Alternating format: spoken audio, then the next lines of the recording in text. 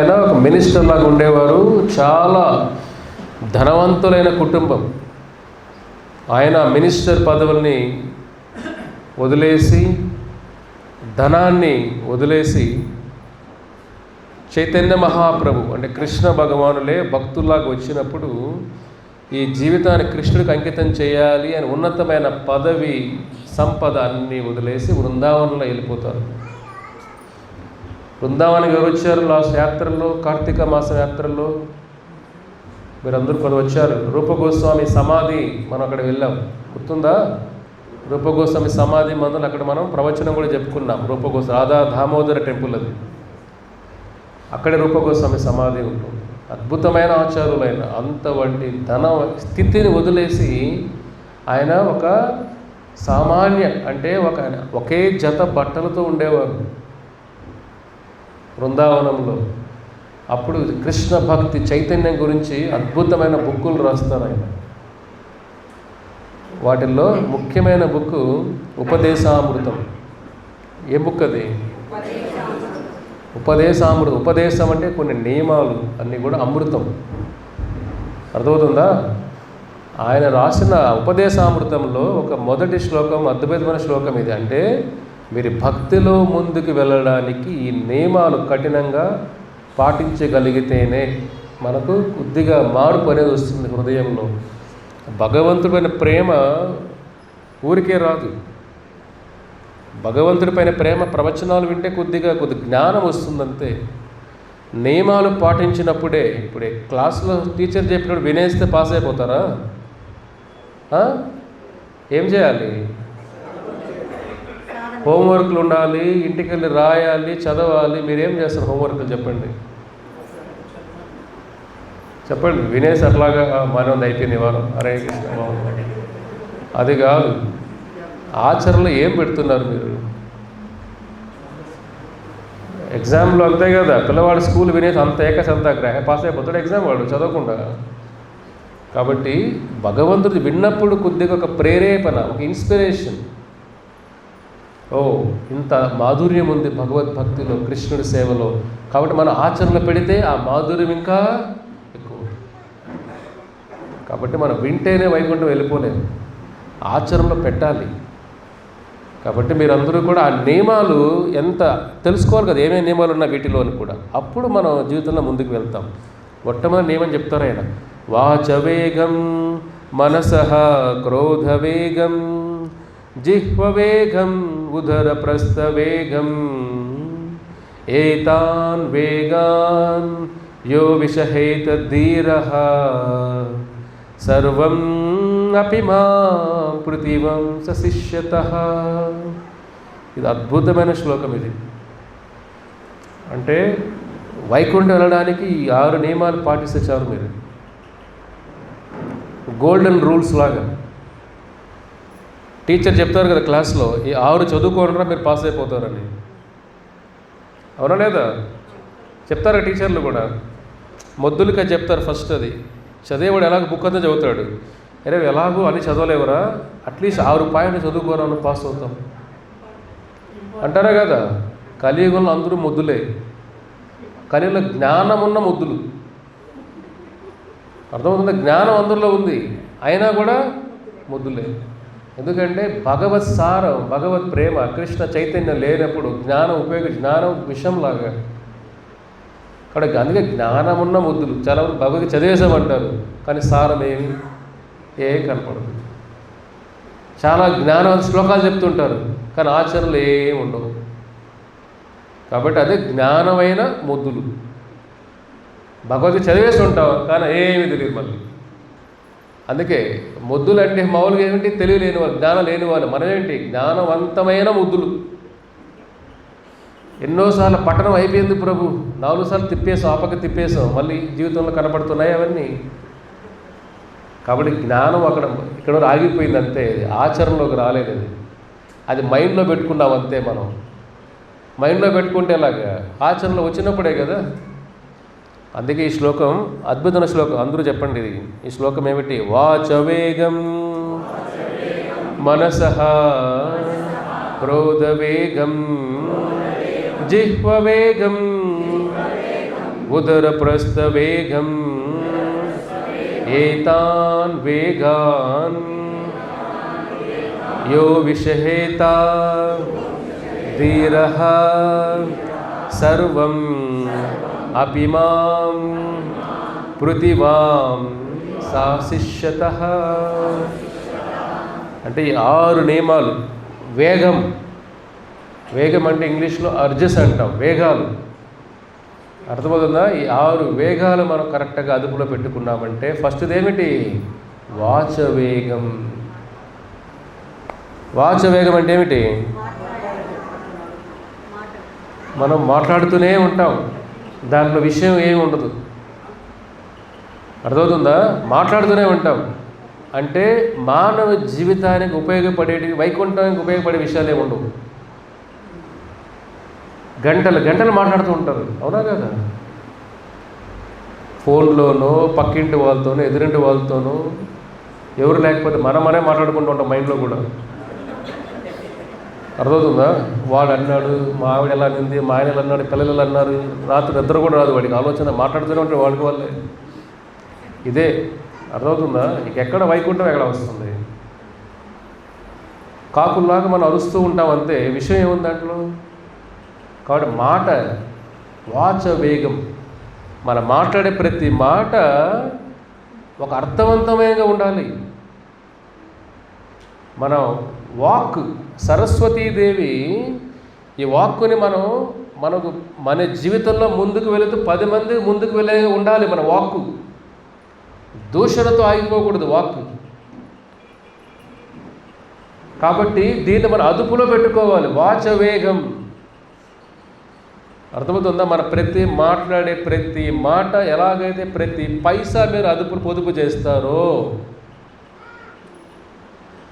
మీరు దుబారా ఖర్చు పెట్టేస్తారా? మీరు చూడండి, ఒక ఇడ్లీ 1000 రూపాయలు ఉంది, ఒక ఇడ్లీ 2 రూపాయలు ఉంది, ఎక్కడికి వెళ్తారు మీరు? లేదు ప్రభు, మా ఆయన బాగా బీరువాలో పెట్టాడు, 1000 రూపాయలు తినే వస్తారు, వెళ్తారా మీరు? మా తాతగారు బాగా సంపాదించారు ప్రభు, 1000 రూపాయలు ఇడ్లీ తింటామా?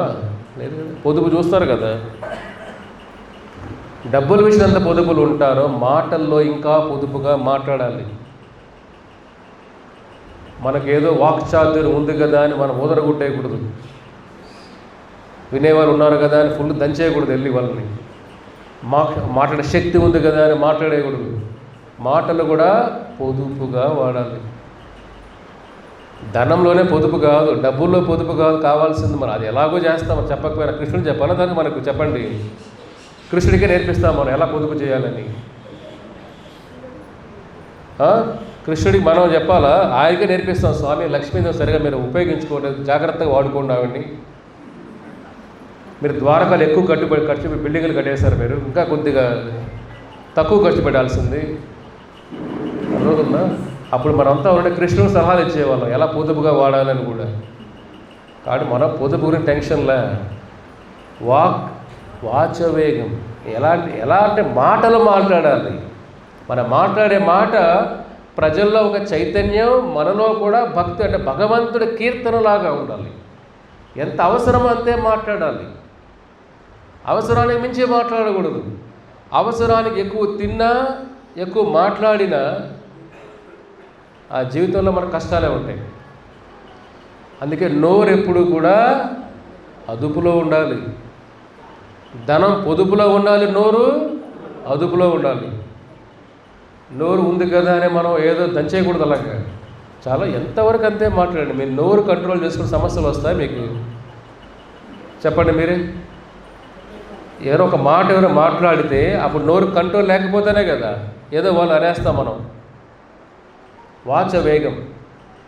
కాబట్టి ఏమవుతుంది, మనకి జీవితంలో కష్టాలన్నీ మన నాలుక ద్వారా వస్తాయి. కష్టాలన్నీ ఎవరన్నా ఒకవేళ మాటలు అన్నా మరి కామ్గా ఉంటే కొద్దిగా అయిపోద్ది కదా. మన బ్రహ్మాస్త్రాలు వేస్తాం వాళ్ళపైన. అర్థమవుతుందా?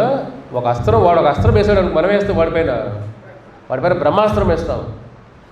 అందుకే గొడవలు, కురుక్షేత్రాలు అది ప్రతి కుటుంబ కురుక్ష ఎందుకు అవుతుందంటే నాలుకని ఎలా వాడాలో తెలియదు కాబట్టి. వాచవేగం, అదుపులో మాట్లాడాలి.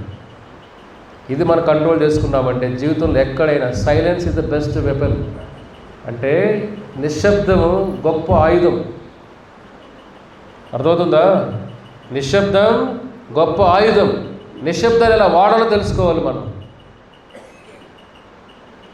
ఎక్కడ ఈ నాలుకని కంట్రోల్ చేసుకోవాలి, ఎక్కడ మాట్లాడాలి, అది తెలుసుకున్నారంటే చాలు జీవితంలో మీరు. కాబట్టి మనం అందరికీ పాండిత్యాన్ని అందరికీ మనం అందరి ముందు చెప్పాలని అవసరం లేదు. మన పాండిత్యాన్ని అవసరం ఉన్నప్పుడే చెప్పాలి. అనవసరమైన సలహాలు కూడా విలువ ఉండవు. ఊరికే పిలిచి మీ సలహాలు ఇస్తూనే ఉన్నారు పక్కన వాళ్ళకి, వింటారా? మీరే మీ కోడలు పిలిచి సలహాలు ఇవ్వండి, వింటారా? మీ అల్లుళ్ళు పిలిచి సలహాలు ఇవ్వండి, వింటారా? మీ సలహాలు, మీ పిల్లల సలహాలు వింటారా? చెప్పండి మీరే. అనుభవం అందరికీ అయి ఉంటుంది కదా జీవితంలో అందరికీ. మీకు ఉచిత సలహాలు ఎప్పుడు ఇవ్వకూడదు. కొడుకైనా, కూతురైనా, కోడలైనా అడిగినప్పుడు ఇవ్వండి, దానికి గౌరవం. లేదండి మా పాతకాలు ఎలా ఉండేటివి, మా అత్తగారు ఎలా చెప్పారు, మా అమ్మగారు ఎలా చెప్పారు, వెళ్ళండి సలహాలు ఇవ్వండి. ఆ సలహాలు విలువ ఉంటుందా? ఉండదు. అందుకే భక్తిలో ముందుకు వెళ్తున్నామంటే మనం మాట్లాడే ప్రతి మాట జాగ్రత్తగా మాట్లాడాలి. అర్థమవుతుందా? వాచ వేగం. తర్వాత ఏమిటి? మనస్సు వేగం. మనస్సుని ఎటువంటి ఆలోచనలు వస్తున్నాయి మనకు మనస్సులో? పైనేమో సాధువులా కనపడుతున్నాం అనుకోండి, ఆలోచన సరిగా లేకపోతే ప్రవచనాలకేమో నీటికి మనం వచ్చేస్తాం. అది అయిపోయిన తర్వాత ఆలోచన ఎలా ఉన్నాయి? మన ఆలోచన ఎలా ఉన్నాయి? కామ, క్రోధ, లోభాలు ఇవన్నీ మన ఏ విధంగా ప్రభావితం అవుతున్నాయి? మనస్సు ఇది బుద్ధి బాగుంటేనే జీవితం బాగుంటుంది, అంతే కదా? ఇక్కడ బుద్ధి సరిగా లేకపోతే మనం ప్రతి పనిలో కూడా కోరికలే కనపడతాయి.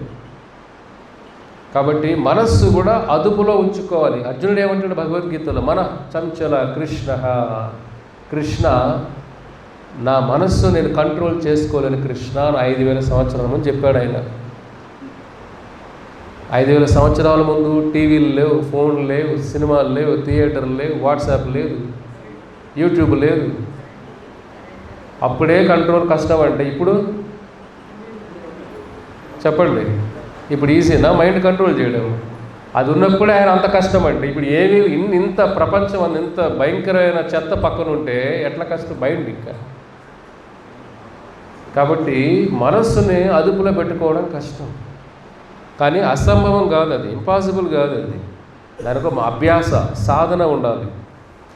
ఇప్పుడు మీరు వినే వేగాలన్నీ కూడా కష్టంగా అనిపిస్తాయి, కానీ సాధన చేసే వాళ్ళకి ఈజీ. అవి అర్థమవుతుందా? సాధన చేసే వాళ్ళకి ఈజీ వేగాలన్నీ కూడా. మనస్సును కూడా చెడు ఆలోచనలు, మనస్సు అని ఏమిటి? మన బుద్ధి ఏమిటి? నేలలాగా ఏ విత్తనం నాటుతామో, mind is like a soil, what you plant that grows. అర్థమవుతుందా? మైండ్ ఏమిటి? ఒక నేల, భూమిలాగా. ఏది మనం నాటితే అది మొలకెత్తుతుంది. ఏమి నాటాలో దానికి జ్ఞానం ఉండాలి కదా. మన చెడు బీజాలు నాటామనుకోండి, కామక్రోధ బీజాలు నాటామనుకోండి, అలాంటి చెట్లే వస్తాయి, అలాంటి స్వభావం మనకు వస్తుంది. కాబట్టి మనస్సు కూడా ఇప్పుడు మన్మనామ మద్భక్తో, కృష్ణ గీతలో అంటారు. మన మనస్సు దేనికోసం? బుద్ధి దేనికోసం?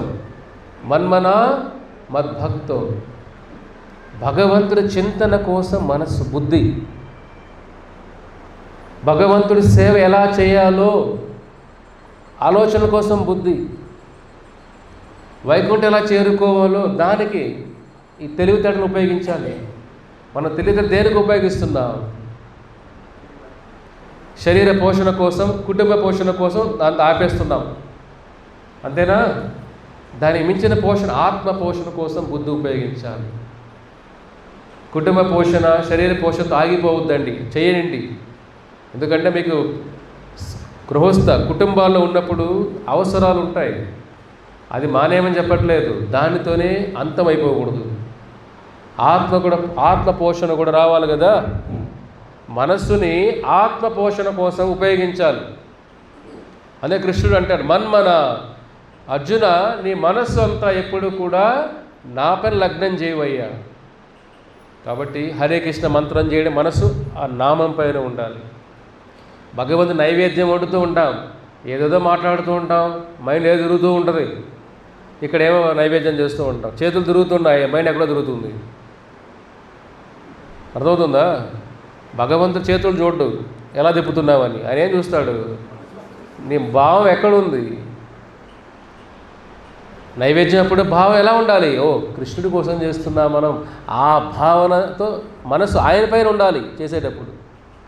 ఆరతి చేస్తుంటాం, ఇలాగ అగరబత్తి పోతూ ఉంటుంది, ఇలాగా ఫోటో ఉంటుంది, మనం అంటే మన మైండ్ ఎక్కడో తిరుగుతూ ఉంటుంది. అలాగా ఆరతి చేసేటప్పుడు కూడా మన మనసు ఆయన పైన ఉండాలి, లగ్నం. కాబట్టి మనస్సు అనేది ఎప్పుడు భగవంతుడి పైన లగ్నం, కష్టమైన ప్రయత్నం చేస్తూ ఉంటే ఎలా అవుతుంది? అప్పుడు మన ఆలోచనలంతా కూడా ఆ హరిచింతన, ఆ శ్రీహరి భావనే ఉంటుంది, అచ్యుత భావమే ఉంటుంది. అందుకే భావములోన బాహ్యమునందును అనమాచారాలు అంటారు కదా, మన భావం ముఖ్యం ఇక్కడ. అందుకే మనస్సు కూడా ఆ విధంగా ఉండాలి. అర్థమవుతుందా? కాబట్టి దీంట్లో చెప్తారు ఎలాగంటే మన మాట్లాడే మాట కూడా భాగవతం చెప్తుంది. నయద్వచ చిత్రపదం హరేరశో జగత్పవిత్రం ప్రగృహీతకర్హిచితః తద్వ్యాసం తీర్థం ఉష్ణాతి మానసః నయత్ర హంస నిర్మంతి ఉషిక్షయః. అంటే ఏం చెప్తారని చూడండి, ఇక్కడ మనం అద్భుతంగా మాట్లాడచ్చు, వాక్చాతుర్యం ఉండొచ్చు, కానీ ఆ వాక్ శక్తిని మనం ఆ శ్రీహరి కృష్ణ భగవాని కీర్తన కోసం ఉపయోగించలేదనుకోండి, ఆ వాక్ శక్తి వేస్ట్, ఉన్నా వేస్ట్. ఎలా చెప్తున్నా చూడండి, ఎంత వేస్ట్ అంటే చూడండి ఇక్కడ, జగత్ పవిత్రం ప్రకృత కర్హిచే తద్వాయసం తీర్థం ఉష్ణతి మానసః. ఉష్ణతి అంటే కాకులు. అర్థమవుతుందా? మనం ఎంత గొప్పగా మాట్లాడినా, చాలా గ్రామర్ అంటే భాష పైన పట్టు ఉండి, కొంతమంది మాట్లాడుతుంటే చాలా అందంగా మాట్లాడతారు. భాష కూడా అందం ఉంది కదా, ఎలా కరెక్ట్గా పదాలు ఎక్కడెక్కడ వాడాలి, ఏ విధంగా వాడాలి, ఇదంతా అందంగా కొంచెం రాస్తారు కూడా కదా. చాలా బుక్కులు రాస్తారు, అందంగా రాస్తారు. అందంగా రాసినా, అందంగా మాట్లాడినా, ఎప్పుడైతే కృష్ణుడిని మనం కీర్తన చేయలేకపోతామో, కృష్ణుని లీలలను మనం వర్ణించలేకపోతామో, అందమైన భాష కూడా కాకులన్నీ ఒక తీర్థయాత్రకు వెళ్తే ఎలాగుంటుందో, కాకులు తీర్థయాత్ర ఎలా ఉంటుంది అక్కడ, కావు కావు కావు, అది అర్థమవుతుందా? కావు కావు తీర్థయాత్రలాగా అయిపోతుంది. ఉపయోగం ఏమిటి దానివల్ల? భగవంతుడి కీర్తన వర్ణించలేని భాష వేస్ట్. అదే భాగవతం అంటుంది, తీర్థయ ఉష్ణతి. కాకుల పేరేమిటి? ఉష్ణతి. కాకుల తీర్థయాత్రలాగా అంటారు. కాబట్టి మనం ఎంత గొప్పగా బుక్కులు రాసినా, కొంత బుక్కులు రాస్తూనే ఉంటారు, బెస్ట్ సెల్లర్ అంటారు వాళ్ళు. అంటే ప్రపంచంలో లక్షల బుక్కులు కొనేసి ఉంటారు చాలామంది. దేనికి ఆ బుక్కులన్నీ? భగవంతుడి కీర్తన లేనప్పుడు. ఎందుకంటే మనిషి జైల్లోని విడుదల ముఖ్యం కదా. మనం ఏం చేస్తున్నాం? భగవంతుడి కీర్తన అంటే ఏమిటి? వాడి ఆత్మని విడుదల చేస్తుంది. భగవంతుడికి నామం, భగవంతుడి కీర్తనలు, భగవంతుడి స్మరణలు, ఇవన్నీ కూడా మనం అవి లేకుండా ఎంత మనం అందంగా వర్ణించినా, అందంగా మనం చెప్పినా ఉపయోగం లేదు వాటి వల్ల. కాబట్టి ఆ భాషకి మనం దాసోహం అయిపోకూడదు. ఏం మాట్లాడుతున్నారా వీళ్ళు, వాక్చాతుర్యం, దానికి దాసోహం అయిపోకూడదు. ఆ భక్తికి దాసోహం అవ్వాలి, భాషకు కాదు, భావానికి దాసోహం అవ్వాలి. అదే భాగవతం ఇంకో శ్లోకం చెప్తుంది, దాంట్లోనే అద్భుతమైన శ్లోకం ఇది కూడా.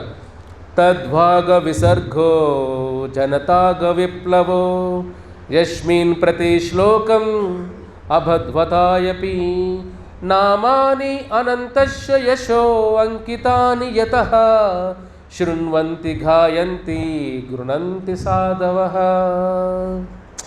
అద్భుతమైన శ్లోకం ఇది. అంటే ఒక భక్తుడు, సాధవః ఒక సాధువు, ఒక వైష్ణవుడు భగవంతుడి కీర్తన చేసేటప్పుడు భాష సరిగా లేదనుకోండి, అందంగా మాట్లాడలేకపోవచ్చు, అందంగా రాయలేకపోవచ్చు, అక్కడక్కడ కొన్ని మిస్టేకులు ఉండొచ్చు. కానీ వాళ్ళ హృదయం అంతా కృష్ణుడు చైతన్యం, కృష్ణుని భావన. చదువు లేకపోవచ్చు, అర్థమవుతుందా?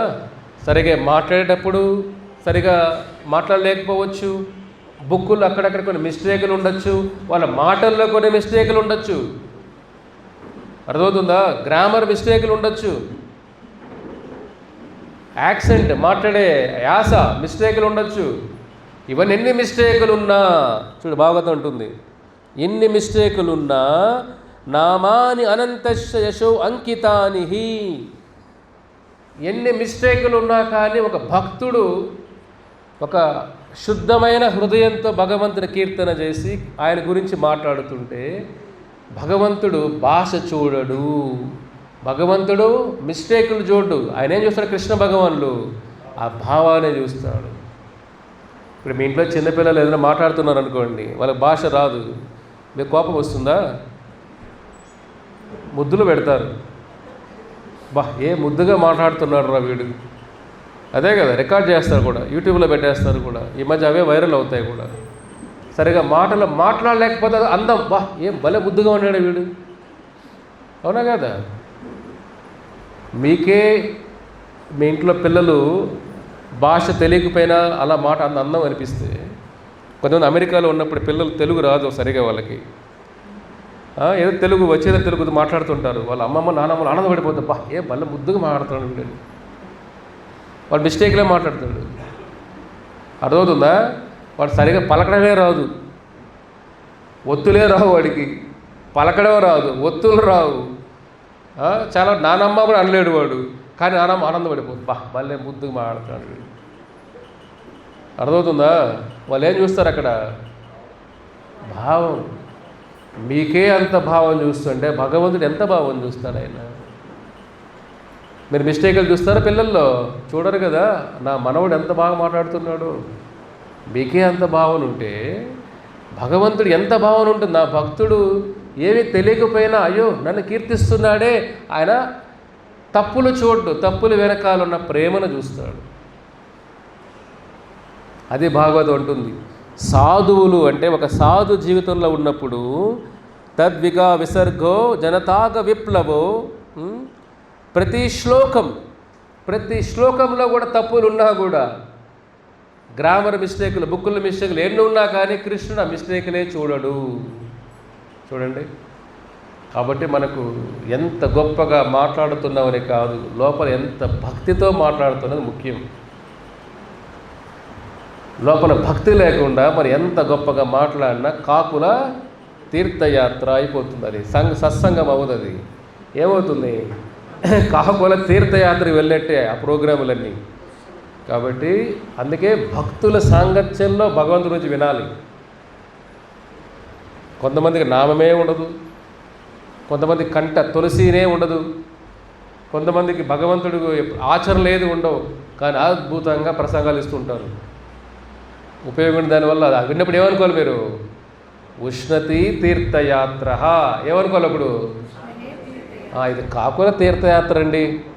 ఇలా ఇది భాగవతం చెప్తుంది, ఏం చెప్పట్లేదు. ఇవి వ్యాసదేవులు చెప్తున్నారు ఈ మాటలు, నారదముని చెప్తున్నారు ఈ మాటలు.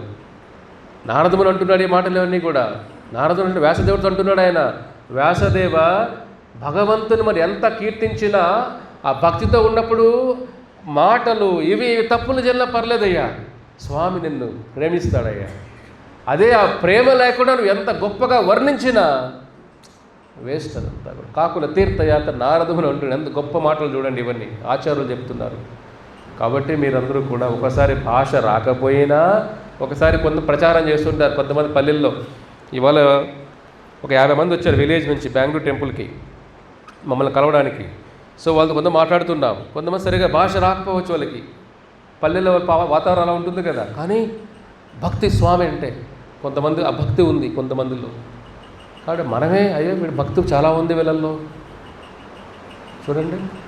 కాబట్టి భాష ముఖ్యం కాదు, భావం ముఖ్యం. ఇది ఫస్ట్ నేర్చుకోవాల్సింది మీరు. కాబట్టి మన వాక్కుని జాగ్రత్త వాడుకోవాలి, మనసును జాగ్రత్తగా వాడుకోవాలి. నెక్స్ట్ ఏమిటి? క్రోధవేగం. క్రోధవేగం అంటే ఏమిటి? ఎవరి కోపంలో చేతులు ఎత్తండి. కాసేపు ప్రసాదం లేట్ అయినా కోపం వచ్చేస్తుంది మీకు. ప్రోగ్రామ్ ఇంకా అయిపోలేదే ప్రభు గారు దంచేస్తుంది అందరినీ, మన వాళ్ళందరినీ ఈరోజు ఇంకా అయిపోలేదే. అప్పుడే కోపం లోపల అరుచుకుంటూ ఉంటారు. అలాగా ప్రేమేమో పైనేమో నవ్వుతూ ఉంటారు. అంటే జీవితంలో క్రోధం లేని వాళ్ళు ఎవరికి క్రోధం లేదు. కోపం అనేది గొప్ప మహా ఆయుధం. కోపం ఏమిటి? గొప్ప మహా ఆయుధం. గన్ లాగది. గన్నుని ఎవరికి కాల్చాలి? మనమేం చేస్తున్నాం? ఇట్లా పెట్టి కాలుస్తుంటాం రోజు. గన్ను ఎలా వాడాలి? శత్రువులు వచ్చినప్పుడు వాడాలి, అపాయంలో వాడాలి. మనకు మనం పెట్టుకుంటామా గన్ను? అదే మూర్ఖత్వం కదా. తన కోపమే అయిపోయింది కదా. మీ శత్రువులు ఎవరు? మీ కోపమే. కోపాన్ని జాగ్రత్తగా వాడాలి. ఎలా వాడాలి? హనుమంతుల్లాగా వాడాలి. హనుమంతుడు కోపం వచ్చింది కదా. లంకకు వెళ్ళినప్పుడు సీతాదేవిని ఇంత దుర్మార్గుడు కిడ్నాప్ చేస్తాడు. రావణుడి యొక్క గుణాలు చూసి, రావణుడి యొక్క అవన్నీ రాక్షస గుణాలు చూసి హనుమంతుడి కోపం వచ్చేస్తుంది. అప్పుడు ఆ కోపంతో ఏం చేస్తాడు ఆయన? లంకాదహనం. లంకను ఎందుకు కాలుస్తాడు ఆయన? రాముల వారి పైన ప్రేమతో కాలుస్తాడు. కోపం ఉండాలి. కోపం దేనికోసం ఉండాలి? భగవంతుడికి ఆయన సేవలో ఏదైనా ఆటంకం వస్తే కోపం రావాలి. ఆయన భక్తులు ఎవరైనా దూషణ చేస్తే కోపం రావాలి. ఎవరైనా భగవంతుడిని దూషణ చేస్తుంటే కోపం రావాలి. మనల్ని ఎవరైనా దూషించారనుకోండి, మిమ్మల్ని ఎవరైనా అవమానించారనుకోండి, అప్పుడు శాంతంగా ఉండాలి. మనమేం చేస్తాం? భగవంతుని తిట్టినా ఏముందులో మనకు గాదులు ఇవన్నీ వెళ్ళిపోతూ ఉంటాం. మనలో ఒక మాట అంటే ఆయుధాలు పట్టుకొని వెళ్తాం. అవునా కదా? కాబట్టి కోపాన్ని ఒక ఆయుధంలాగా వాడుకోవాలి. ఎలా వాడాలో తెలుసుకునే జ్ఞానం ఉండాలి ఫస్ట్. ఇప్పుడు గన్ ఎలా వాడో తెలియకపోతే వాడే కాల్చుకునేస్తాడు కదా. కాబట్టి కోపం అనేది మన బలహీనం పైన కోపం ఉండాలి. అయ్యో మనం రోజు సత్సంగాలు వింటున్నామే, కానీ మనం ఇంకా మార్పు రావట్లేదే, ఎలాంటి జీవులు రా మనం దేవుడా అని మన పైన కోపం రావాలి. అర్థమవుతుందా? ఇంకా హరే కృష్ణ మంత్రం జపం చేయలేకపోతున్నామే, మనం ఇంకా మన బుద్ధి మారట్లేదే, మన బుద్ధి పైన కోపం ఉండాలి.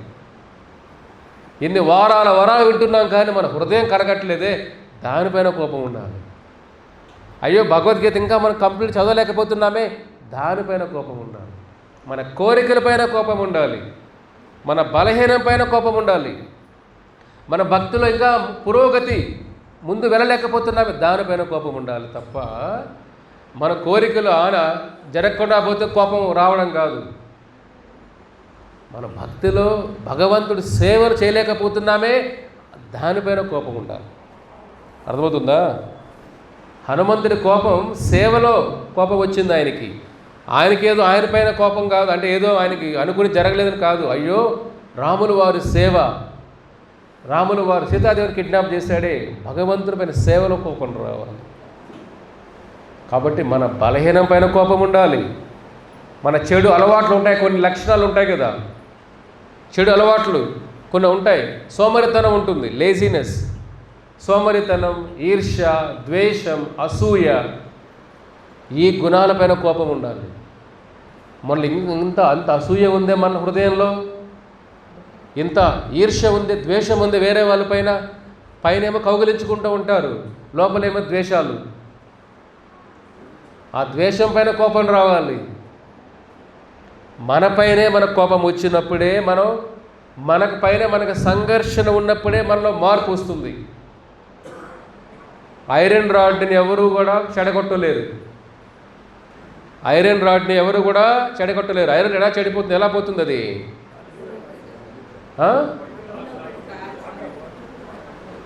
ఐరన్ రాడ్ రస్టింగ్ అంటే ఏమంటావు? ఒక ఐరన్ రాడ్ తుప్పు పడినప్పుడే అది పోతుంది, అవునా? బయట నుంచి ఆయన ఏం చేయలేరు, అదే తుప్పు బట్టి అదే పోవాలి. కాబట్టి మనల్ని ఎవరు ఇబ్బందులు పెట్టలేరు, మనం ఎవరు మోసం చేయలేరు, మనమే మోసగించుకుంటున్నాం. ఒక ఐరన్ రాడ్ ఎలాగైతే తుప్పుబడి అదే పాడైపోతుందో, మనకున్న చెడు ఆలోచనలు, మనకున్న బలహీనాలు, మనకున్న కోరికలు, మన క్రోధం మన పైన ఉపయోగించాం, మన క్రోధం వేరే వాళ్ళ పైన ఉపయోగిస్తాం. కాబట్టి మన గుణాలే మనల్ని అంతం చేసేస్తాయి. రావణ్ణి ఎవరు అంతం చేయలే. రావణ్ణి ఎవరు అంతం చేశారు? రావణుడి యొక్క కామం రావణ్ణి అంతం చేసింది. ఇది మీరు గ్రహించాల్సిన. రాముల వారు అంతం చేయలే, అది వేరే స్టోరీ. కానీ వాడు అంతానికి కారణం ఎవరు? వాడి కామం. దుర్యోధనుడు వల్ల కురుక్షేత్ర సంగ్రామం జరిగింది. కురు వంశులు అందరూ చనిపోయారు. దానికి కారణం ఎవరు? దుర్యోధనులోని లోభం. అర్థమవుతుందా? కాబట్టి వాడి లోభం వాడిని అంతం చేసింది, అన్నదమ్ములందరినీ అంతం చేసేసింది. అర్థమవుతుందా? కాబట్టి దుర్యోధనుడు కురుక్షేత్రంలో అంతమంది కోట్ల మంది ప్రాణాలు పడే కారణం ఏమిటి? లోభం. దుర్యోధను లోపల ఉన్న లోభం. కాబట్టి శత్రువులు లోపల ఉన్నారు, బయట లేరు. కాబట్టి ఈ శత్రువులు మనం జయించామంటే భగవంతుని జయించినట్టు మనం. అందుకే హరే కృష్ణ మహామంత్రం ఎంత అద్భుతమైన శక్తి అది, భగవత్ శక్తి. కాబట్టి మనలో ఉన్న చెడు లోభం, కామం, క్రోధం. క్రోధం కూడా ఉంటుంది. మన కోరికలు ఎప్పుడైతే మనం అనుకున్నట్టు జరగవో జీవితంలో, అప్పుడు కోపం వస్తుందా కదా? మనం ఈ విధంగా అనుకుంటాం, ఆ విధంగా ఇంట్లో జరగలేదు అనుకోండి, కోపం వచ్చేస్తుంది కదా. జీవితంలో కూడా అంతే. క్రోధం రావడం ఓకే, కానీ దాన్ని బ్యాలెన్స్డ్గా ఉండాలా. ఊరికి అరుస్తూ ఉండకూడదు. అర్థమవుతుందా? కాబట్టి కోపం చాలా గొప్ప ఆయుధం. అది మీ పైన వాడుకుంటే. అదే వేరేవారి పైన కోపం వాడారంటే ఏమవుతాయి? అది కురుక్షేత్రం అవుతుంది. అర్థమవుతుందా? మీ ఇంట్లో కురుక్షేత్రం ఎందుకు జరుగుతున్నాయి? మీ కోపం ఇప్పుడు ఎవరిపైన వాడుతున్నారు? వేరే వాళ్ళ పైన వాడుతున్నారు. మనం అంతా ప్రహ్లాదులు అనుకుంటాం లోపలంతా. గొప్ప మహాభక్తులు, మిగతా వాళ్ళు మనం వాళ్ళని దోషం చేస్తాం, వాళ్ళతో గొడవలు పడతాం, వాళ్ళు మనం కోపంతో మాట్లాడుతాం. కోపం ఎప్పుడు మనపైనే ఉండాలి. మన జీవితంలో ముందుకు మన బయట ముందుకు వెళ్ళాలంటే ఫస్ట్ లోపల కోపం మనపైన చూపించుకోవాలి. అరే ఇన్ని సత్సంగాలు విన్నాం, మళ్ళీ ఎంత మార్పు వచ్చిందిరా బాబు. పుట్టి అదే కదా స్టూడెంట్ ఏం చేయాలి? టెస్ట్ చేసుకోవాలి కదా స్టూడెంట్. మనం ఇంత వింటున్నాం, నేర్చుకుంటున్నాం, మనం ఎంత మనని అవకాశం చేసుకున్నాం ఎగ్జామ్లో పాస్ అవ్వాలంటే. అదేగా టెస్ట్. వాడు కోపం అందరిపైన చూపించేలాగా ఫెయిల్ అయిపోయి వాడు ఎగ్జామ్ చదవకుండా, క్లాసులో సరిగా వినకుండా, వినింది సరిగా అవగాహన చేసుకోకుండా, బుక్లే చదవకుండా ఎగ్జామ్ ఫెయిల్ అయిపోయి టీచర్ని తిడితే ఉపయోగమా? ఇంట్లో వాళ్ళ అమ్మా నాన్న కోపం చూపిస్తే మీ వల్లనే ఫెయిల్ అయిపోయినా. ఫెయిల్ అయిపోయినప్పుడు ఎప్పుడు వేరే వాళ్ళ పేరు ఎత్తకూడదు, మీ పేరు చూపించుకోవాలా. నా వల్లే నేను ఫెయిల్ అయ్యా. వేరే ఎందుకు ఫెయిల్ అవుతారు మీరు? నీలో ఆ గుణాలు ఉన్నాయి కాబట్టి నువ్వు ఫెయిల్ అయ్యావు కదా. ఆ తపన ఉండాలి, తాపత్రయం ఉండాలి. అప్పుడే అది ఉన్నప్పుడు ఎవరు ఫెయిల్, అవన్నీ ఉంటే ఫెయిల్ అవ్వం కదా. కాబట్టి క్రోధం, కోపం, హనుమంతుల్లాగా కోపం ఉండాలి. కృష్ణుడు కూడా కోపం వస్తుంది భగవద్గీతలో. అర్జునుడు చూసి ఫస్ట్ అధ్యాయం అయిపోయినప్పుడు, అర్జున ఏమిటిది నీ కోపం వస్తుంది స్వామికి, ఇంత జ్ఞానం ముందు నువ్వు చిన్న పిల్లవాళ్ళలాగా గడుస్తావేమిటి? అర్థవుతుందా? స్వామి కోపంతో మాట్లాడతాడు ఫస్ట్. ఏం మంచి పండితుడు అనుకున్నా మూర్ఖుల్లాగా మాట్లాడుతున్నావే నువ్వు. అర్థమవుతుందా? ఒక పండితుల్లాగా విద్వాన్ నువ్వు ఏది మూర్ఖుల్లాగా మాట్లాడుతున్నావు అర్జున అని కృష్ణుడు కోపంతో మాట్లాడతాడు అర్జునుడితో. భగవంతుడు కోపం వస్తుంది మనలో ఉన్న బలహీనాలు చూసి.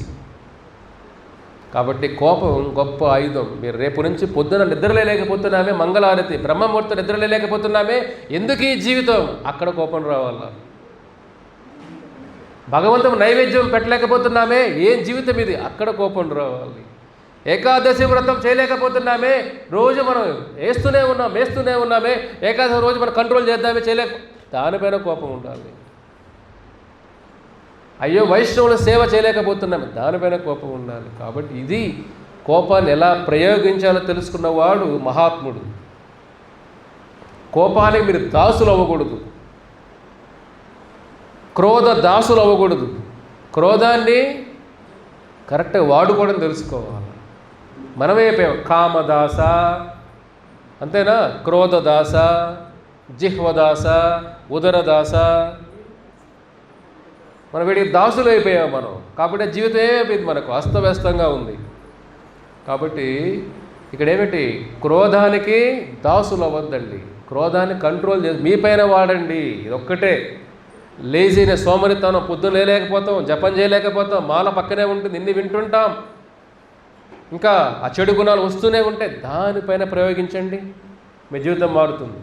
మీరందరూ ప్రహ్లాదులాగా అవుతారు. కోపం మీ పైన ప్రయోగిస్తే. మీరు వేరే పైన ప్రయోగించారనుకోండి, అది ఇల్లు కురుక్షేత్రమే, జీవితం కురుక్షేత్రం అయిపోతుంది. కాబట్టి మూర్ఖంగా ప్రవర్తించొద్దండి. మూర్ఖంగా కోపాన్ని ఎక్కడ పడితే అక్కడ వదిలేయొద్దండి. అలాగా చెత్తలాగా దాన్ని జాగ్రత్తగా వాడండి. అది మీ పైన ఒక్కరోజు ప్రయోగం చేయండి. మీ పైన ఒక్కరోజు రేపు గోల్ పెట్టుకోండి. రేపు కోపం వచ్చినప్పుడు ఎవరిలో మనలో మనతో ఎంత చెడు గుణాలు ఉన్నాయి, మన పైన మన కోపం చూపిస్తే బాగుండు కదా. రేపు నుంచి అప్లై చేయండి, మీ జీవితం మారిపోద్ది. గొడవలు ఉండవు మీకు. ఫస్ట్ ఆఫ్ ఆల్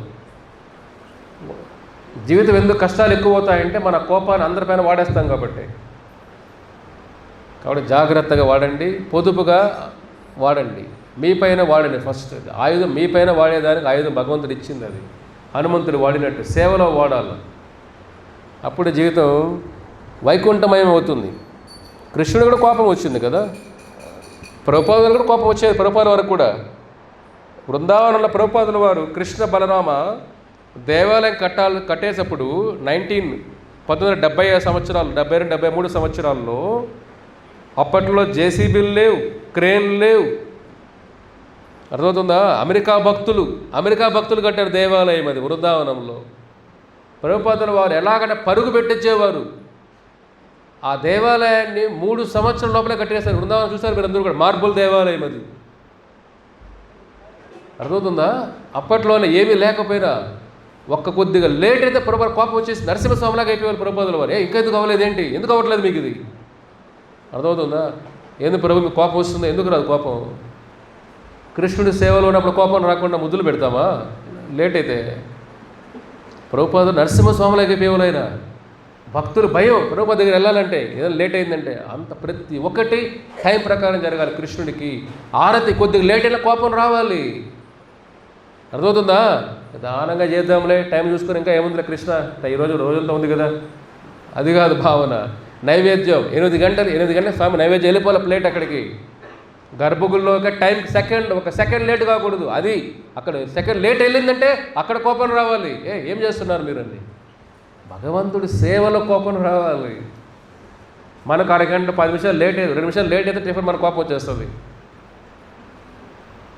భగవంతుడు నైవేద్యం మాత్రం పెట్టం, నైవేద్యం ఎప్పుడో పెడతావు.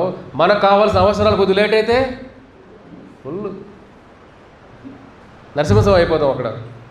అక్కడ ప్రహ్లాదలాగా ఉండండి. భగవంతుడి సేవలో అక్కడ నరసింహస్వామి అవ్వండి. కాబట్టి ఇది క్రోధాన్ని ఎలా వాడాలో తెలుసుకోవాలి మనం. ఓకేనా? నెక్స్ట్ ఏమిటి, దాని ముందు ఒకటి ఉంది, జిహ్వా. అందరికి ఇష్టమైంది ఇది. యాక్చువల్లీ ఎవరు భోజనం చేయరు చేతులు ఎత్తండి. పొద్దున్న నుంచి రాత్రికి ఇదే ప్లానింగ్లో ఉంటాం కదా. రేపేం తినాలి, పొద్దునేం తినాలి, మధ్యాహ్నం స్నాక్, సాయంత్రం ఏం తినాలి, ఏం తాగాలి. అర్థమవుతుందా? ప్లానింగ్ లేకుండా ఒకే భోజనం తింటారా రోజు? మీరు చెప్పండి. ఒకే కిచిడి తింటారా రోజు పెడితే? రోజు ఇడ్లీ పెడితే తింటారా? తింటారు. జిహ్వా వేగం చెప్పాం కదా మీకు. మాడిపోయిన పకోడీలు కదా, 10 సార్లు వేయించిన ఆయిల్, అది అమృతం. పానీపూరి అంటే కొంతమంది మురికి నీళ్ళు కూడా వేసేస్తున్నారంట. మా ఇంట్లో సరిగ్గా లేదు, ఇక్కడ చాలా బాగుంది. కరెక్ట్గా ఇక్కడ బాగానే ఉంటాయి అవన్నీ. అంటే జిహ్వా, నాలుకని ఎలా కంట్రోల్ చేసుకోవాలి. జిహ్వా అర్థమవుతుందా? తర్వాత ఉదరం, ఇవన్నీ కూడా ఇది కంట్రోల్ చేసుకున్నవాడు. ఇది కంట్రోల్లో ఉంటే, మనసు కంట్రోల్లో ఉంటే జిహ్వ కంట్రోల్లో ఉంటుంది. నాలుగు కంట్రోల్లో ఉంటే ఉదరం కూడా కంట్రోల్లోకి వస్తుంది. కాబట్టి మనసు కంట్రోల్ లేని వాడికి జిహ్వ కంట్రోల్ ఎలా వస్తుంది? వాడికి ఎరగడ తలగడ్డ అంటే ఏమిటి? అమృతమే వాడికి. బయట ప్రపంచం అదే కదా. ఎంత విన్నా కూడా ఆ మాధుర్యం వేరే. ప్రభు మన కృష్ణుడిగా మార్చేస్తాం. పక్కన మనతో తిరిగాడంటే కృష్ణుడు. కృష్ణ నువ్వు ఎర్రగడ్డ పచ్చడి తినలేదు కృష్ణ, నీకు ఎవరు పెట్టట్లేదు, నేను పెడతాను కృష్ణ. ఆ ఉల్లి దోశ ఎప్పుడు తినలేదు కృష్ణ, ఉల్లి పకోడా నేను పెడతాను కృష్ణ. ఇది కలియుగ ప్రభావం. అంటే జిహ్వ నాలుక దాటిన తర్వాత ఏమిటి అదంతా వేస్ట్. మీరు నమిలింది మీరే తింటారా? మీరు నమిలింది మీరే తింటారా మళ్ళీ బయట తీసుకొని? అయిపోయింది కదా అక్కడే. నమిలేని దొరికే కదా మైండ్కి సెన్సేషన్. భగవంతు సృష్టి అదే కదా. ఈ పళ్ళు, ఈ జిహ్వ ఇవన్నీ మిక్స్ అయ్యి నమిలేటప్పుడు బ్రెయిన్కి సిగ్నల్స్ పోతాయి. ఓ అప్పుడే కెమికల్ అంటారు, డోపమైన్ అంటారు దాన్ని. డోపమైన్ కెమికల్, ఆనందమైన కెమికల్ అంటారు దాన్ని. ఎప్పుడు తగులుతుందో బ్రెయిన్కి, బా అది వెళ్ళిపోయిన తర్వాత అయిపోయింది అక్కడ. కొన్ని సెకండ్స్ అంతే.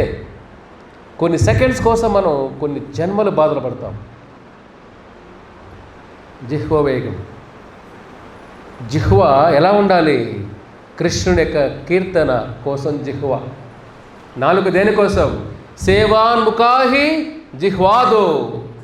నారదుమని అంటాడు, జిహ్వాదో సేవాన్ముఖాహి. జిహ్వ నాలుగు దేనికోసం? భగవంతుడి సేవ కోసం. అన్ని ఇంద్రియాల కంటే ముందు ప్రథమ ఇంద్రియం జిహ్వ, నాలుక. భగవంతుడు సేవ చేయడానికి ఫస్ట్ కావాల్సింది ఏమిటి మీకు? నాలుక. ఆయన నామం హరే కృష్ణ కృష్ణ కృష్ణ హరే హరే, హరే రామ రామ రామ హరే హరే. ఇది ఈ నాలుక పైన ఉండాలి. జిహ్వార లాలసే ఏతి ఉతీద్ధయా శిష్ణో ఉదర ప్రయాణ కృష్ణ నహీపాయ. భగవంతుడి కీర్తన తప్ప, నామం తప్ప ఈ నాలుక. కృష్ణ ప్రసాదం, కృష్ణ కీర్తనం, కృష్ణ నామం. నాలుక దానికోసం. జిహ్వ దానికోసం కాకుండా, కృష్ణ ప్రసాదం కాకుండా మనం ఏదంటే తినేసామనుకోండి, what to eat what you are. మనం ఏది తింటామో అలా తయారవుతాం. తమోగుణ ఆహారం తిన్నామంటే జంతు లక్షణాలు ఉంటాయి. రజోగుణ ఆహారం తీసుకున్నామంటే లోభం, క్రోధం, ఉన్మాదం.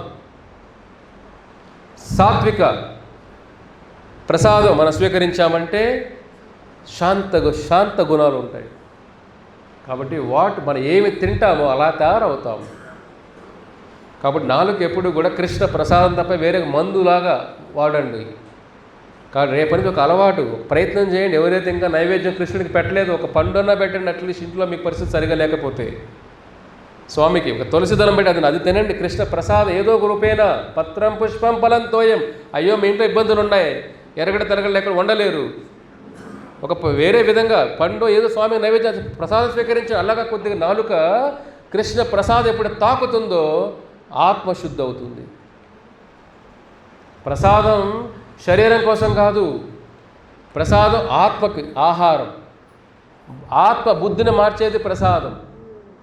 అర్థమవుతుందా? కాబట్టి మీరు నైవేద్యం రోజులో ఒక్క పూటైనా పెట్టండి, పెట్టని వాళ్ళు ఎవరైనా ఉంటే. లేదా జిహ్వ, నాలుక కంట్రోల్ చేయలేము. కాబట్టి కృష్ణ గీతలో అంటాడు కదా, ఫేమస్ శ్లోకం కర్మయోగంలో వస్తుంది. ఏ ఆహారం అయితే వాళ్ళ కోసం తింటారో వాళ్ళు ఏం తింటున్నారు? పాపమే తింటున్నారు. శ్లోకం ఏమిటి? యజ్ఞశిష్ట భుజంతే సర్వకిల్బిషై భుజంతే తేత్వగం పాపాయే పచంతి ఆత్మకారణాత్. అర్జున, ఆత్మకారణాత్. వాళ్ళ కోసం, వాళ్ళకి ప్రీతి కోసం, వాళ్ళ సుఖం కోసం, వాళ్ళ ఆనందం కోసం, వాళ్ళ ఆత్మకారణాత్ భుజంతే. వాళ్ళు ఏం భుజిస్తారో, స్వార్థంతో ఆకలి వాళ్ళ కోసం ఏ భోజనం చేస్తారో అదేమిటది? అగం పాపం. అర్జున, వాళ్ళు వాళ్ళ ఆహారం తీసుకోవట్లేదు అర్జున, వాళ్ళు ఏ భుజంతే పాపం తింటున్నారు అర్జున. చూడండి, కృష్ణుడు చెప్పిన వాకులు భగవద్గీతలో ఇవి. కాబట్టి ఒక రోజున ఒక సంకల్ప బలంతో చేయండి. 3 పూటలు చేయలేకపోయినా మీ జీవితంలో అట్లా ఒక్క పూటన్నా ప్రయత్నం చేయండి. అగం పాపం. అగం అంటే పాపం, మన పాపం భుజిస్తున్నాం అంటాడు స్వామి ఇక్కడ. అందుకే స్వామికి నైవేద్యం పెడితే స్వామి ఆ పాపాలన్నీ తీసుకుంటాడు. నైవేద్యం అంటే నివేదన, స్వామిని వేడుకుంటున్నాము. నైవేద్యం అంటే మనం, స్వామి ఇది నీకు ఆహారంలాగా తీసుకో స్వామి అంటే, స్వామి ఏం చేస్తాడు? మన పాపాలు తీసుకుంటాడు. ఏ చెట్టు నుంచి ఆహారం వచ్చిందో ఆ చెట్లు పాపాలు కూడా తీసుకుంటాడు స్వామి. కాబట్టి ఆ చెట్లు కూడా మానవ జన్మ వస్తుంది నెక్స్ట్ జన్మలో వాటికి. ఎందుకంటే భగవంతుని నైవేద్యంలో అది సేవలు ఉపయోగపడ్డాయి కాబట్టి. చూడండి, కాబట్టి ఒక గోల్ పెట్టుకోవాలి మనం. భక్తి అంటే ఊరికే మాలలు ఒకటే కాదు, తీసుకునే ప్రసాదం చాలా ముఖ్యం. ఇప్పుడు డాక్టర్ మీరు ట్యాబ్లెట్లు వేసుకుంటారు, సరిగా తగినట్టు మీరు డైట్ ఆహారం తీసుకోలేరు. కొన్ని పచ్చం అంటారు కదా, కొన్ని తినకూడదు అంటారు కొన్ని జబ్బులు ఉన్నప్పుడు. అది మనం తినేస్తూ ఉంటే జబ్బు తగ్గుతుందా? ఇది కూడా అలాగే. మనం హరే కృష్ణ మంత్రం ఎంత ముఖ్యమో కృష్ణ ప్రసాదం కూడా అంతే ముఖ్యం. అప్పుడే మన ఆలోచన విధానం మారుతుంది. కాబట్టి మన ఆత్మకి ఆహారం పెట్టాలి కదా. ఆత్మకి మందు పెడుతున్నాం, హరే కృష్ణ మంత్రం మందులాగా. దానికి ఆహారం సమృద్ధి, ఆత్మ సమృద్ధి ఎలా అవుతుంది? కృష్ణ ప్రసాదం వల్ల అవుతుంది. కాబట్టి మీరు నాలుకనే చూడొద్దండి, లోపల ఉన్న ఆత్మను చూడండి, ఆ జీవుణ్ణి గుర్తించండి. నాలుక కోసమే జీవితం అనుకోవద్దండి. వరాహానికి కూడా నాలుక ఉంది. వరాహం ఏం చేస్తుంది పొద్దున్న నుంచి? వరాహానికి ఇడ్లీ వడలు పెట్టండి, తింటుందా? వరాహకి ఏం కావాలి? మలమూత్రాలు, మురికి. ఆ మురికి రావాలి, అది ఉంటేనే దానికి, అది బిర్యానీ దానికి. అది ఆ శరీర భావన ఉన్నప్పుడు ఆ నాలుగుకి అదే.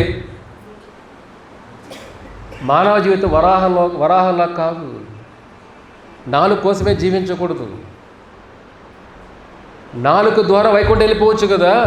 హరే కృష్ణ నామం జపం చేసి కృష్ణ ప్రసాదం, కృష్ణ కీర్తన చేస్తూ వైకుంఠం వెళ్ళిపోవచ్చు కదా. మోక్షాన్ని వచ్చేస్తుంది నాలుక కరెక్ట్గా ఉంటే.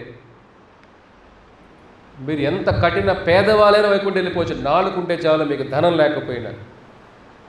ఎవరికి నాలుకలు చేతులు ఎత్తండి. నాలుగు లేదు ప్రభు, చేతులు ఎత్తండి.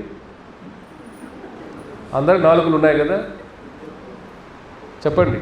ఫోన్లు లేకపోవచ్చు, టీవీలు లేకపోవచ్చు, సరైన ఇల్లు లేకపోవచ్చు, బ్యాంకు లేకపోవచ్చు, డబ్బులు లేకపోవచ్చు, నాలుగు ఉందా లేదా? వైకుంఠంకి అది చాలు. అది వాడుతున్నామా రోజు? మనం వాడట్లేదే. ప్రాబ్లం ఎక్కడుంది? మనలో ఉంది.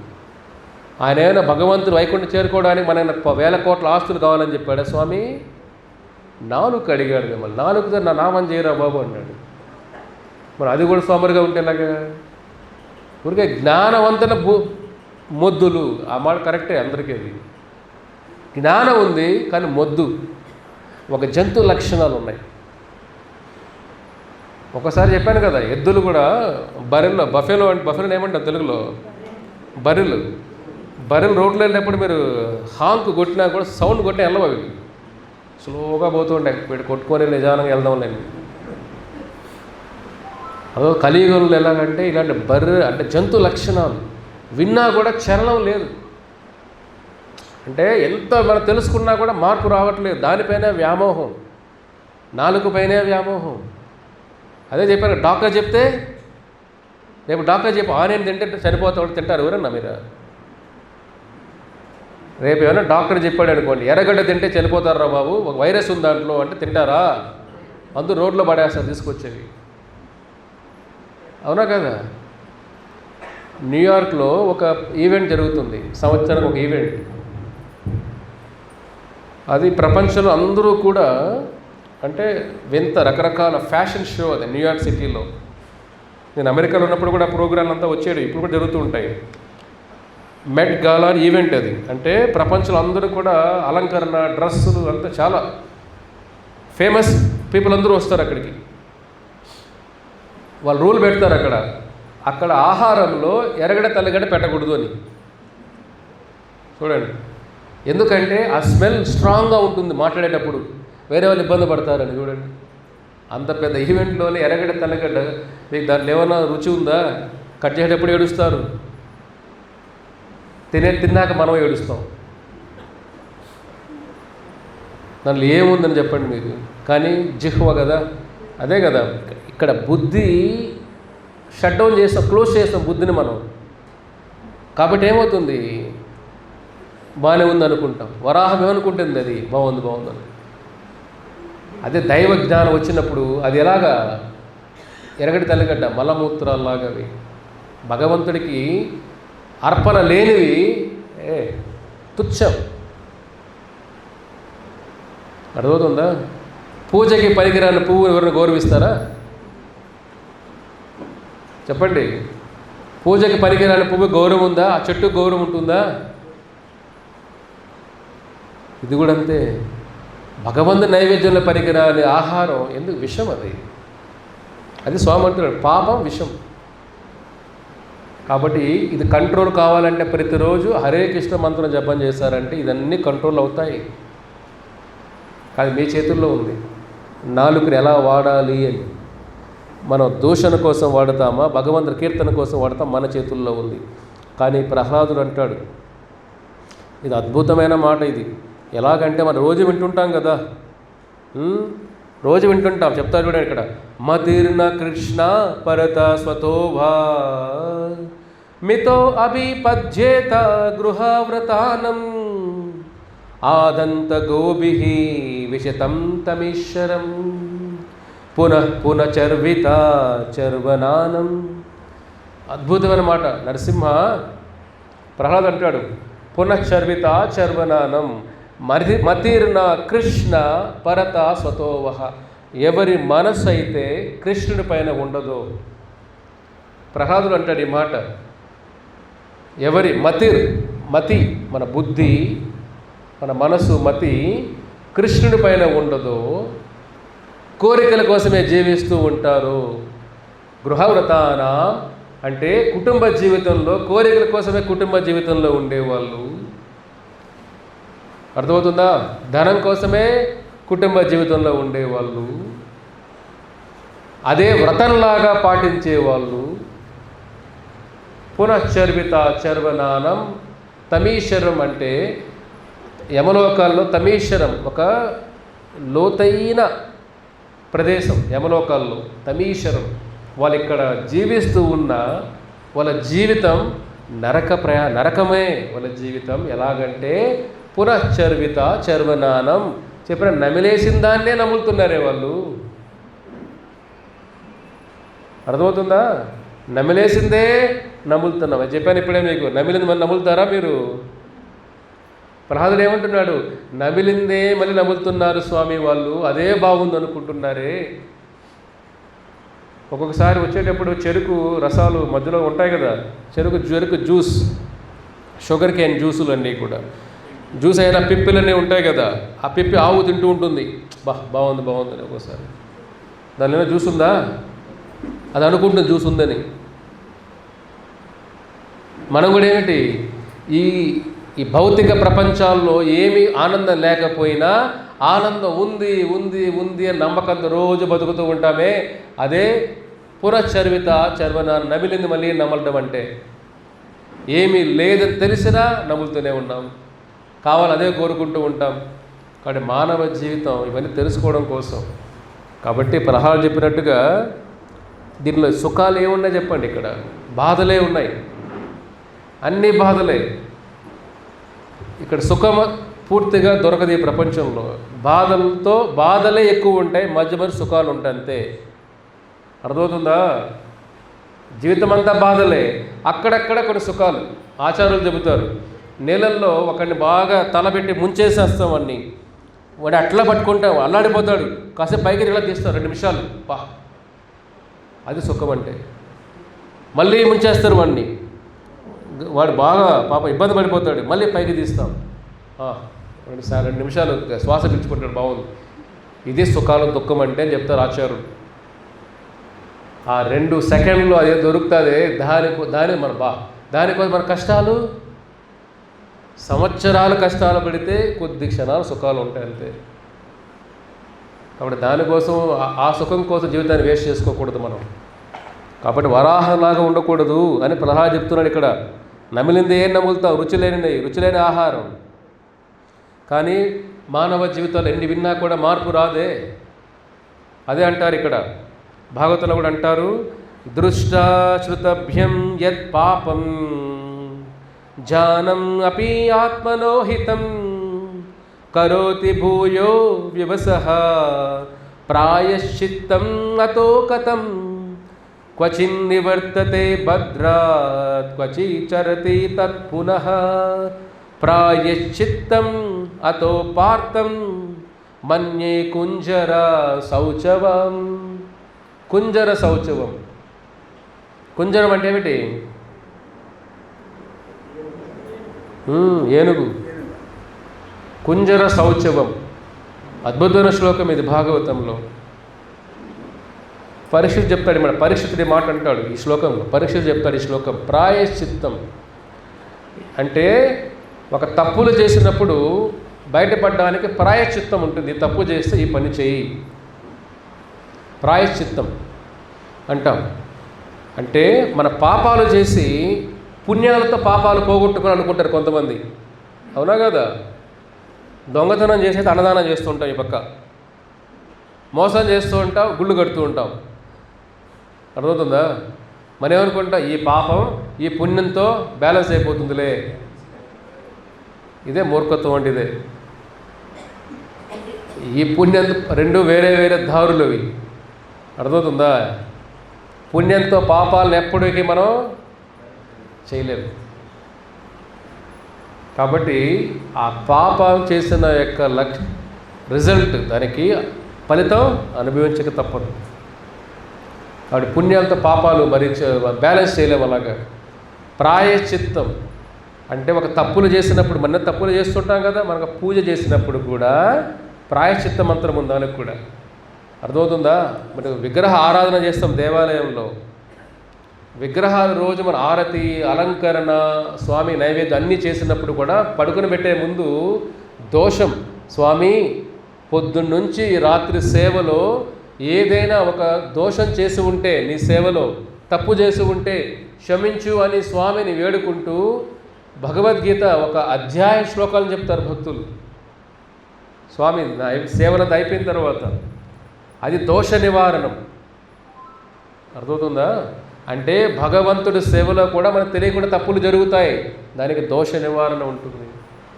కాబట్టి కలియుగంలో మనం చేసిన దోషాలకి నివారణ ఏమిటి? హరే కృష్ణ మహామంత్రం. వేరే ఇంక నివారణ ఏమి లేదు కలియుగానికి. మనం అది వదిలేసి ఎన్ని ప్రాయశ్చిత్తాలు, ఎన్నెన్నో పూజలు, వ్రతాలు వాళ్ళవి నమ్ముకున్నారంటే మీకు గుండు కొట్టేస్తారు వాళ్ళు. అర్థమవుతుందా? గుండె కొట్టేస్తారు మీకు. జ్యోతిషులు ఎవరి దగ్గర వెళ్ళారనుకోండి, గుండె ఇంకా మీకు ఉన్న ఆస్తులు కూడా అమ్ముకోవాలి వాళ్ళు చెప్పిన పూజలు చేయాలంటే. మీరు టెన్షన్ పడద్దండి. భగవంత్ శక్తి అన్ని భగవత్ సర్వశక్తులు ఆయన నామంలో ఉన్నాయి. ప్రహ్లాదుడు ఏమైనా వేరేది వ్రతాలు ఏమైనా చేశాడా? ఏం చేశాడు? స్వామి నామమే జపం చేశాడు. అంటే స్వామి నామమే మనకు దోష నివారణ కలియుగంలో. కానీ ఏమవుతుంది ఇక్కడ? కుంజర శౌచవం. ఒక ఏనుగు, కుంజరం ఏనుగు, శౌచవం అంటే స్నానం చేయడం, శుద్ధి అవ్వడం. ఏనుగు ఏం చేస్తుంది? మంచి నదిలోకి వెళ్ళి స్నానం చేస్తుంది, గంట స్నానం చేస్తుంది. బాగా ఆ ట్రంక్ దాని ఏమంటుంది, దాన్ని తొండంతో ఇలా పోసి జలకాలాడి బాగా చేస్తుంది. వచ్చిన తర్వాత మళ్ళీ ఏం చేస్తుంది? బురదలో మళ్ళీ పొలాడుతుంది. బాగుంది అలాగా. మళ్ళీ వెళ్ళి స్నానం చేస్తుంది. మళ్ళీ వచ్చి మళ్ళీ బురదలో పడుతుంది. మళ్ళీ స్నానం చేస్తుంది. ఈ స్నానానికి అర్థమేమిటి? ఇంకా అదే ఆచార్య భాగవతం చెప్తున్నాడు, పరీక్ష చెప్తున్నాడు. కుంజర శౌచవం. ఓ సుఖదేవ ఆచార్య, ఈ మానవుల జీవితం చేసిన తప్పులే మళ్ళీ చేసి చేసి చేసి తెలిసి కూడా తప్పులు చేస్తూనే ఉంటారు. దొంగకు తెలియదు దొంగతనం చేయడం తప్పు అని. అవునా కాదా? మర్డర్ చేసేవాడు తెలియదా? మీరే చెప్పండి. మర్డర్ చేసేవాడు తెలియదు, జైల్లో పెడతారు, శిక్షలు అన్నీ ఉంటాయి. వాడు వెళ్ళొచ్చి ఉంటాడు కూడా ఒకసారి, అయినా వాడు చేస్తూ ఉంటాడు బయట. తప్పును తెలిసిన తప్పును చేస్తూనే ఉంటారు. అవునా కదా? ఇది భాగవతం చెప్తుంది ఇక్కడ. అంటే ఒక బలహీనలు అయిపోయాం ఆ కోరికలకి మనం. కాబట్టి ఎన్ని తప్పులు, ఏనుగు స్నానంలాగా ఎంతో వింటూ ఉంటాం, కానీ అదే తప్పులు చేస్తూ ఉంటాం. ఎంతో జ్ఞానం ఉంది, కానీ అదే తప్పులు చేస్తూ ఉంటాం. బయట చూడండి, సమాజంలో చూడండి, టీచర్లు ఎలా ఉన్నారు. కొంతమంది ఒక్కొక్క ప్రొఫెషన్లో చూసారంటే మీరు ఒక బయట ఎలాగైనా చూడండి, ప్రపంచం ఎలా ఉంది బయట. చేసిన తప్పులే చేస్తూ చేస్తూ చేస్తూ వాడు డాక్టర్ అయ్యాడు, వాడు కాలేజీకే పోలేదండి అసలు. వాడు డైరెక్ట్ ఎమనాకరం పంపించేస్తారు చేస్తారు పేషెంట్లు అందరినీ దగ్గరికి వెళ్తే. ఇంకా అవునా కాదా? వాడు డాక్టర్, వాడు కాలేజీ ఒక రోజు కూడా పోలేదంట వాడు. ఇంకేం చేస్తాం మనం? బయట సమాజంలో అందరూ, డాక్టర్నే కాదు, ప్రతి ఒక్క ప్రొఫెషన్లో కానీ మనిషి గ్రీడీ, లోభం కోసం చూడే, స్వార్థం కోసం వేరే వాడిని చంపడం రెడీగా ఉంటాడు వాడు. మొన్న ఒక సంఘటన జరిగింది మీరు హైదరాబాద్లో కూడా. రిటైర్డ్ ఐపీఎస్ ఆఫీసర్ వాళ్ళ ఇంట్లో మీరు భాగవతంగా బాగా వింటుంటారు, బాగా తెలుసుకున్నారు అన్ని మ్యాటర్స్ అంతా. మీరు శ్లోకాలు మనకు తెలియకపోయారు, ఎక్కడెక్కడ ఏం జరుగుతుంది క్రైమ్ అంతా బాగా అప్డేట్లో ఉన్నారు అంతా. మీరు స్టోరీ కూడా చెప్పేస్తారు, మీరే చెప్పేయచ్చు స్టోరీ కూడా. ఇంకా అంత బాగా చదివేశారు, బాగా దాన్ని మీరు బాగా మెమరీలో బాగా గుర్తుపెట్టుకున్నారు బాగా. ఏం జరిగింది అక్కడ? వాళ్ళ భార్యని చంపేసి పారిపోయారు. అర్థం? వాళ్ళకి తెలియదు ఈ హత్య జరిగితే పట్టుకుంటారు, జైల్లో పెడతారు, మనం దొరికిపోతాం, అన్నీ తెలుసు, కానీ తప్పులు చేపిస్తూనే ఉంటుంది. కాబట్టి మీరందరూ కూడా రోజు వింటున్నా కానీ అదే బలహీన తప్పులు చేస్తూనే ఉంటారు. కాబట్టి కుంజర శౌచవం, ఏకాదశి వ్రతం చాలా ముఖ్యం. కానీ ఎంతమందిసార్లు వినుంటారు దాన్ని? ఎంతమంది దాన్ని పాటిస్తారు చెప్పండి? చాలాసార్లు వినుంటాం. హరే కృష్ణ మంత్రమే ఆదివారం ఒక పూట తన్మయత్వంలోకి వెళ్ళిపోతాం, మళ్ళీ సోమవారం నుంచి మళ్ళీ కనపడం. అర్థమవుతుందా? కాబట్టి మానవ జీవితాన్ని వేస్ట్ చేసుకోకూడదు మనం. కుంజరం శౌచంలా, ఏనుగులాగా. కాబట్టి స్నానం ఆత్మశుద్ధి, హరినామం ఆత్మశుద్ధి చేస్తుంది. కాబట్టి తప్పులు చేసిన తప్పులే చేసి చేసి చేసి జ్ఞానం ఉండి కూడా తప్పులు చేస్తారు కొంతమంది. కొంతమంది ఎక్స్పీరియన్స్, అనుభవం అయినా కూడా తప్పులు చేస్తారు. దొంగకు తెలుసు కదా జైల్లో పెడతారని, వాడు వెళ్ళొచ్చున్నా కూడా మళ్ళీ తప్పులు చేసి మళ్ళీ జైలుకి పోతుంటాడు. కాబట్టి కలియుగంలో ఉన్న వాళ్ళందరూ కూడా వాళ్ళకి అంత అవకాశాలు ఉన్నా కానీ తెలిసి తప్పులు చేస్తున్నారు అందరూ కూడా. తెలియకుండా కాదు, తప్పులు చేస్తే తెలియదా తప్పుని? కర్మ వెంటాడదు.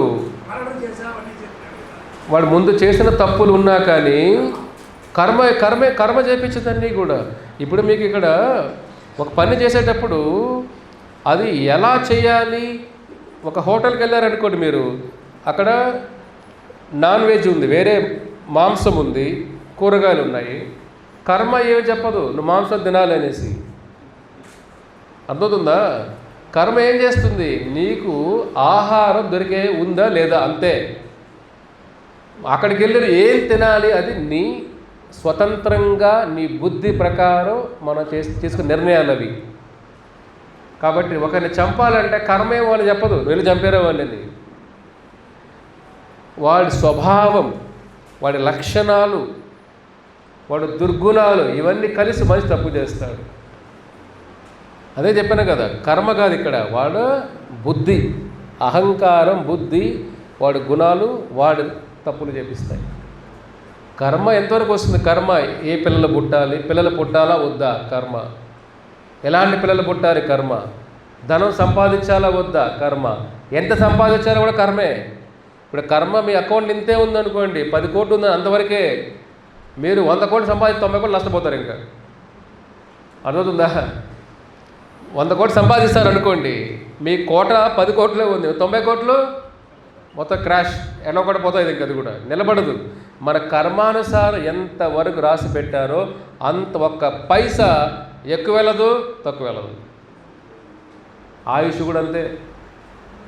ఇది కుటుంబంలో భార్య బంధాలు, అది కూడా కర్మానుసారం వస్తాయి. జన్మైశ్వర్య శృత శ్రీభి ఏదమాన మదపుమాన్. కుంతిదేవి అంటుంది, కృష్ణ జన్మ పుట్టుక కర్మానుసారం, ఐశ్వర్యం కర్మానుసారం, అందం శరీర రూపం కర్మానుసారం, పిల్లలు కర్మానుసారం, తినే ఆహారం కర్మానుసారం కాదు. ఎరగడ తిరగడ తినేసి ప్రభు కర్మానుసారం తింటున్నాం ప్రభు. బిర్యానీ తినేసి కర్మానుసారం తింటున్నప్పుడు నా తప్పే లేదు ప్రభు, కర్మ ప్రభు. ఒకరిని పొడి చేసి కర్మానుసారం పొడి చేశాను స్వామి, కోర్టుకు వెళ్ళి జడ్జి ఎందుకు పొడిచేవారు, కర్మ పొడి చేశాను అంతే. ఎందుకురా ల్యాండ్ కబ్జా చేసావు, కర్మ చెప్పింది చేసేసాను. ఎందుకురా 3 పెళ్ళిళ్ళు, కర్మ చెప్పింది చేసేసాను అంతే. అర్థమవుతుందా? ఎందుకురా తాగావు, కర్మ చెప్పింది తాగేశాను నేను. ఇవన్నీ కూడా స్వయంకృత అపరాధాలు. అప్పుడు కర్మపై నెట్టేయకూడదు, మనం మనపై నెట్టేసుకోవాలా. ఓకేనా? హరే కృష్ణ. కాబట్టి ఇన్ని వేగాలు కంట్రోల్ చేసుకుంటే వైకుంఠం చేరుకుంటాం. అది మీ చేతుల్లో ఉంది. అర్థమవుతుందా? అన్ని వేగాలు కరెక్ట్గా ఈ నియమాలన్నీ ఎలా పాటించాలా శక్తి ఇచ్చేదే కృష్ణుడి యొక్క నామం. ఫస్ట్ నియమాలు కాదు, ఫస్ట్ నామం జపం చేయండి. అర్థమవుతుందా? ఫస్ట్ స్కూల్ జాయిన్ అవ్వండి, జాయిన్ అయినాక తెలుసుకోండి ఏం చెప్తారు అక్కడ అని. అనే కదా. ఫస్ట్ నామం జపం చేయండి. నామం ఆ శక్తిని ఇస్తుంది. నియమాలు పాటించే శక్తి ఆత్మ నియమాగ్రహ. ఆ నియమాలు పాటించే శక్తి ఎవరు ఇవ్వాలి? భగవంతుడు ఇవ్వాలి. ఎలా ఇస్తాడు ఆయన? కలియుగంలో ఆయన నామశక్తి ఇస్తుంది. కాబట్టి నామం ద్వారా నియమాలు పాటించే యొక్క శక్తి వస్తుంది. ఆహార తినే శక్తి వస్తుంది కదా. ఒక బరువు ఎత్తాలంటే ఊరికి ఎత్తేస్తామా? శక్తి ఉండాలి కదా బరువు ఎత్తాలంటే. అదేవిధంగా ఈ నియమాలు పాటించే బలం ఎక్కడి నుంచో రావాలి? చాంటింగ్, భగవంతుడి యొక్క నామం ద్వారా వస్తుంది. అందుకే ఫస్ట్ నియమాలు భయపడద్దండి. ఎరగడ తెల్లగడ్డ ముఖ్యం కాదు ఫస్ట్.